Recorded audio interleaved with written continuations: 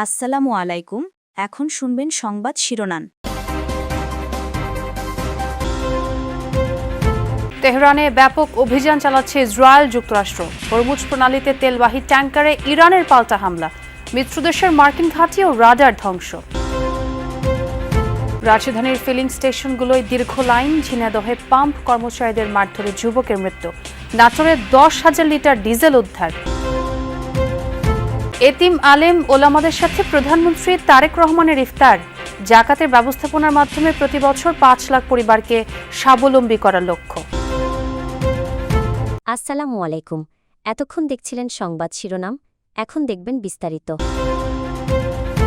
Iran জুড়ে দফায় দফায় হামলা চালিয়ে যাচ্ছে যুক্তরাষ্ট্র ইসরায়েল যৌথ বাহিনী। বিপর্যস্ত রাজধানী তেহরান, ভয়াবহ হামলার শিকার ঐতিহাসিক মেহরাবাদ আন্তর্জাতিক বিমানবন্দর, ব্যাপক ক্ষতিগ্রস্ত ইস্পাহান, কোম ও নাতাঞ্জের মতো গুরুত্বপূর্ণ শহরগুলো। কেবল সামরিক স্থাপনা নয়, টার্গেট করা হচ্ছে দেশটির আবাসিক এলাকা, স্কুল ও হাসপাতাল।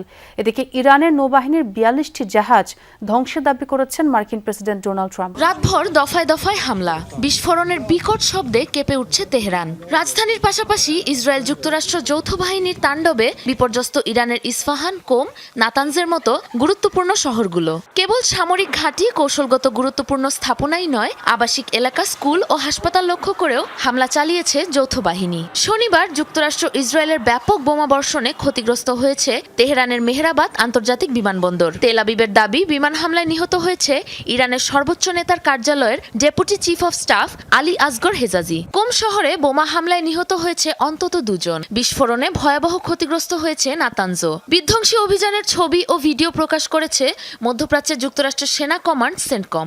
ইরানের মিসাইল লঞ্চার ও ক্ষেপণাস্ত্র উৎপাদন কেন্দ্র লক্ষ্য করে হয়েছে এ যাবৎকালের সবচেয়ে ব্যাপক বোমাবর্ষণ। ইরান যুদ্ধে আমরা খুবই ভালো করছি, ফলাফলেই সেটি স্পষ্ট। এটা অসাধারণ যে আমরা 3 দিনে তাদের নৌবাহিনীর 42টি জাহাজ ধ্বংস করেছি, যার মধ্যে কয়েকটি বিশাল আকৃতির। আমরা তাদের বিমান বাহিনীকে ধ্বংস করে দিয়েছি, তাদের যোগাযোগ ব্যবস্থাও ধ্বংস করে দিয়েছি। মার্কিন সেন্টকম জানিয়েছে 1 সপ্তাহে ইরানের 3,500-এরও বেশি লক্ষ্যবস্তুতে হামলা চালানো হয়েছে। ধ্বংস করা হয়েছে গুরুত্বপূর্ণ প্রশাসনিক স্থাপনা, অবকাঠামো, এমনকি আবাসিক এলাকাও। ইরানের অব্যাহত হামলায় বাংকারে আশ্রয় নিচ্ছে লাখ লাখ ইসরায়েলি। শনিবার রাত থেকে ইসরায়েলি ভূখণ্ড লক্ষ্য করে ক্ষেপণাস্ত্র হামলার পরিধি বৃদ্ধি করেছে ইরান।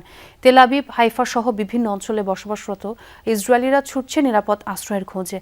এদিকে আরব দেশগুলোয় অবস্থিত মার্কিন ঘাঁটি লক্ষ্য করে নতুন ধরনের মিসাইল ছুড়েছে ইরান। সংযুক্ত আরব আমিরাতে, বাহরাইন, কাতার ও সৌদি আরবের দাবি, আকাশ প্রতিরক্ষা ব্যবস্থা ব্যবহার করে ধ্বংস করা হয়েছে বেশ কিছু মিসাইল। মিসাইল আঘাত হানতেই ভয় আতঙ্কে ছুটোছুটি ইসরায়েলিদের। যে যেভাবে পারছে ছুটছে নিরাপদ আশ্রয়ের খোঁজে। আয়রন ডোম কিংবা ডেভিড স্লিং এর মতো আকাশ প্রতিরক্ষা ব্যবস্থাও ঠেকাতে ব্যর্থ হচ্ছে ইরানের মিসাইল। আবাসিক এলাকা সহ কৌশলগত অবস্থানে আছড়ে পড়ছে একের পর এক ক্ষেপণাস্ত্র। শনিবার নতুন করে হামলার পরিধি বাড়ায় তেহরান। নতুন ধরনের মিসাইল দিয়ে চালানো হয় হামলা। ধারণা করা হচ্ছে এখন পর্যন্ত 200-এর বেশি মিসাইল ছোড়া হয়েছে। বাংকারের স্থান সংকুলন না হয় বিভিন্ন স্থাপনার আন্ডারগ্রাউন্ডে আশ্রয় নিচ্ছে ইসরায়েলিরা। প্রাণ বাঁচানোর তাগিদে সেখানে অবস্থান করতে বাধ্য হচ্ছে তারা। এদিকে শুক্রবারের ব্যাপক ক্ষয়ক্ষতির পর শনিবারও বিস্ফোরণ হয়েছে জেরুজালেমে। এর পাশাপাশি তেল আবিব এবং হাইফাতেও আঘাত হানে মিসাইল। শুধু ইসরায়েলি নয়, আরব দেশগুলো থাকা মার্কিন ঘাঁটি লক্ষ্য করেও হামলা জোরদার করেছে ইরান। আরব দেশগুলোর মধ্যে সবচেয়ে বড় হামলা হয়েছে ইরাকে। টার্গেট করা হয় একাধিক তেল ক্ষেত্র। বসরায় যুক্তরাষ্ট্র সহ বিভিন্ন বিদেশি তেল কোম্পানির কর্মীদের আবাসিক স্থাপনা লক্ষ্য করে হামলা হয়। ধ্বংস করা হয়েছে সংযুক্ত আরব আমিরাত ও জর্ডানে 3rd রাডার। কাতারের মার্কিন ঘাঁটিতে থাকা FS-132 রাডার ক্ষতিগ্রস্ত হয়েছে ইরানের হামলায়। এদিকে প্রতিবেশীদের উপর হামলায় দুঃখ প্রকাশ করেছেন প্রেসিডেন্ট মাসুদ পেজিশকিয়ান। তিনি বলেন, এসব দেশে অবস্থিত মার্কিন ঘাঁটি থেকে হামলা না হলে আর পাল্টা হামলা চালাবে না তেহরান। বলেন, আরব দেশগুলোতে হামলার কোনো অভিপ্রায় ছিল না দেশটির। সৌদি আরব, কাতার আর বাহরাইন সহ মধ্যপ্রাচ্যের বিভিন্ন দেশে থাকা মার্কিন ঘাঁটি লক্ষ্য ছিল বলে জানান তিনি। এই ঘোষণার পর মধ্যপ্রাচ্যের পরিস্থিতি স্বাভাবিক দাবি করে নাগরিকদের বার্তা পাঠিয়েছে কাতারের স্বরাষ্ট্র মন্ত্রণালয়। সীমিত পরিসরে দুবাই ও আবুধাবি থেকে বিমান চলাচলের অনুমতি দিয়েছে সংযুক্ত আরব আমিরাত। রমজানে অসাধু উপায়ে নিত্যপণ্যের দাম না বাড়াতে ব্যবসায়ীদের প্রতি আহ্বান জানিয়েছেন প্রধানমন্ত্রী তারেক রহমান। রাষ্ট্রীয় অতিথি ভবন যমুনায় এতিম, আলেম উলামা ও মাশায়েখদের সম্মানে আয়োজিত ইফতার মাহফিলে এই আহ্বান জানান তিনি। বলেন, জাকাত ব্যবস্থাপনাকে আরও কার্যকর ও লক্ষ্যভিত্তিক করতে প্রতি বছর পর্যায়ক্রমে 5 লাখ পরিবারকে জাকাত দেবে সরকার। শনিবার রাষ্ট্রীয় অতিথি ভবন যমুনায় এক ইফতার আয়োজনে এসব কথা জানান প্রধানমন্ত্রী তারেক রহমান। প্রতি রমজানের প্রথম দিনে এতিম ও ওলামা মাশায়েখদের সম্মানে বিএনপি ইফতার মাহফিলের আয়োজন করলেও এবার সেই ঐতিহ্যে ছেদ পড়ে। রমজানের 17তম দিনে যমুনায় দেশের বিশিষ্ট আলেম ও এতিম শিশুদের সঙ্গে ইফতার করেন প্রধানমন্ত্রী। মা খালেদা জিয়ার পথ অনুসরণ করে এতিম শিশুদের সাথে কুশল বিনিময় করেন সরকার প্রধান। দারিদ্র্য বিমোচনায় জাকাত ব্যবস্থাকে ঢেলে সাজানোর কথা উল্লেখ করেন সরকার প্রধান। বলেন, প্রতি বছর হতদরিদ্র 5 লাখ পরিবারকে 50,000 থেকে 1 লাখ টাকা জাকাত দেওয়ার চিন্তা করছে সরকার। ধনী দরিদ্র সব মিলিয়ে দেশে বর্তমানে পরিবারের সংখ্যা প্রায় 4 কোটির মতো।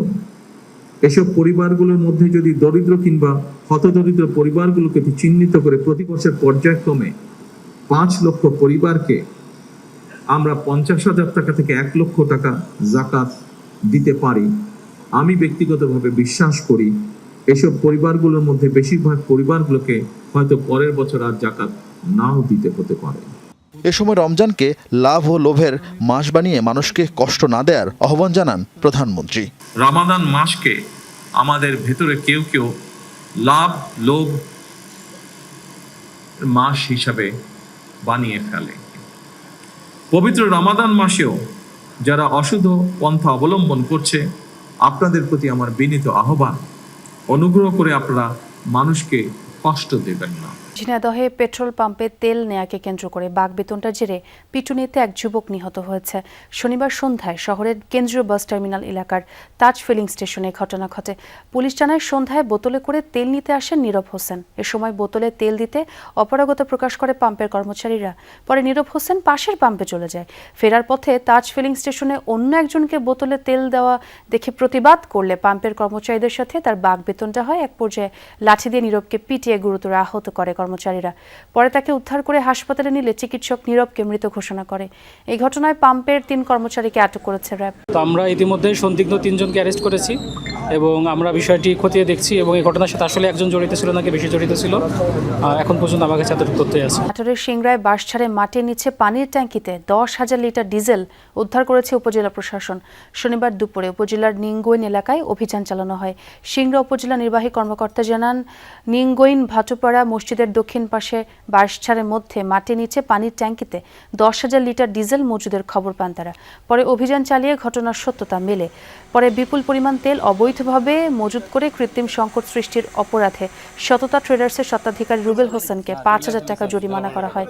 সে সাথে উদ্ধারকৃত তেল দোকানে স্থানান্তর করে স্বাভাবিক প্রক্রিয়ায় বিক্রির নির্দেশ প্রদান করা হয়। রাজশাহীতে ইমাম নিয়োগকে কেন্দ্র করে বিএনপির জামায়াতের দুপক্ষের মধ্যে সংঘর্ষ হয়েছে। নিহত হয়েছেন আলাউদ্দিন নামে জামায়াতের এক কর্মী, আহত বেশ কয়েকজন। শনিবার রাত 8টার দিকে মোহনপুর উপজেলার সাকুয়া এলাকায় এই ঘটনা ঘটে। পুলিশ জানায়, সাকুয়া ঈদগাহ বড় মসজিদের তারাবির নামাজের আগে ঈদের নামাজ পড়ানোর ইমাম নিয়োগ নিয়ে আলোচনা সভা ছিল। এ সময় পছন্দের লোককে নিয়োগ দেওয়া নিয়ে সংঘর্ষে জড়ায় স্থানীয় জামায়াত ও বিএনপি কর্মীরা।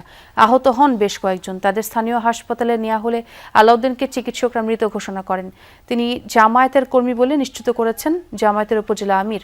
এই ঘটনার পর থেকে আগুন জ্বালিয়ে রাজশাহী নওগাঁ মহাসড়ক অবরোধ করেন জামায়াতের নেতাকর্মীরা।